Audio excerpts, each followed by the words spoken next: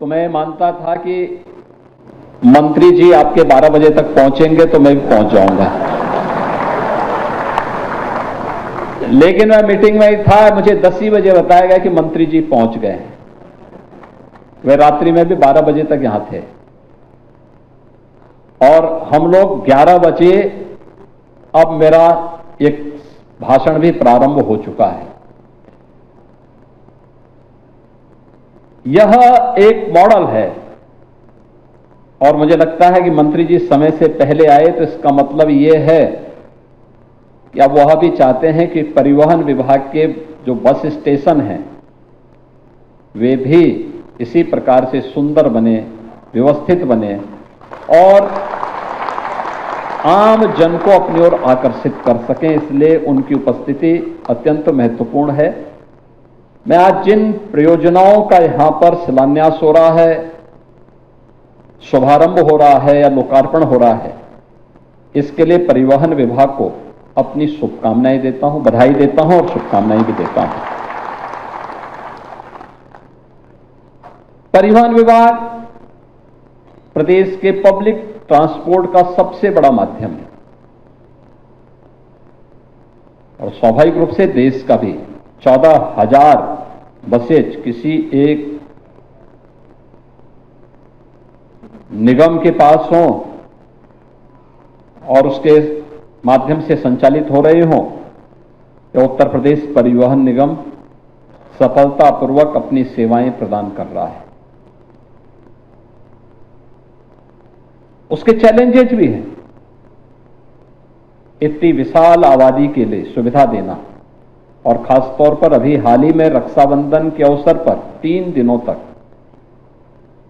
दिनों तक लगातार बस सेवा, और वह भी बहनों को फ्री में बस सेवा को जो सुविधा आपने उपलब्ध करवाई वो और भी शानदार थी। यद्यपि उसका प्रचार प्रसार विभाग नहीं कर पाया, कितनी बहनों ने यात्रा की इसके बारे में बहुत बता नहीं पाया। अगर उसका भी हाईलाइट करते तो लोगों के मन में एक और प्रचार का आपको आधार बनता, आपको एक अवसर था। लेकिन आज इतनी अधिक सेवाएं और इतना विस्तार, ये आज की आवश्यकता है, लेकिन भविष्य की चुनौतियां भी हम सबको आगाह कर रही हैं। याद रखना, कोई भी व्यक्ति हो या समाज, गांव हो या शहर, जिला हो, राज्य हो या देश, अगर वह समय की गति से पिछड़ जाता है तो हमेशा के लिए पिछड़ जाता है। अगर वह समय की गति से 2 कदम आगे चलने की सामर्थ्य रखता है तो वही प्रगति के पथ पर आगे बढ़ करके अपना विजय श्री का झंडा गाड़ता है। और उस विजय श्री की प्रगति की यात्रा में विजय श्री का झंडा गाड़ने के लिए हम भी विकसित भारत की इस परिकल्पना के सारथी बनेंगे। परिवहन विभाग के सामने पब्लिक ट्रांसपोर्ट की, सार्वजनिक क्षेत्र से जुड़ी हुई पब्लिक ट्रांसपोर्ट की इन सेवाओं को 3 प्रकार की उन योजनाओं के साथ हमारा शॉर्ट टर्म प्लानिंग हमारी क्या होगी, लघु अवधि की प्लानिंग क्या होगी अगले 3 साल के अंदर, अगले 10 वर्ष के अंदर और अगले 22 वर्ष के अंदर हमें क्या कुछ अचीव करना है पब्लिक ट्रांसपोर्ट के क्षेत्र में। और जहां पर संभावनाएं हैं वहां पर आप आसानी से इसे अचीव भी कर सकते हैं।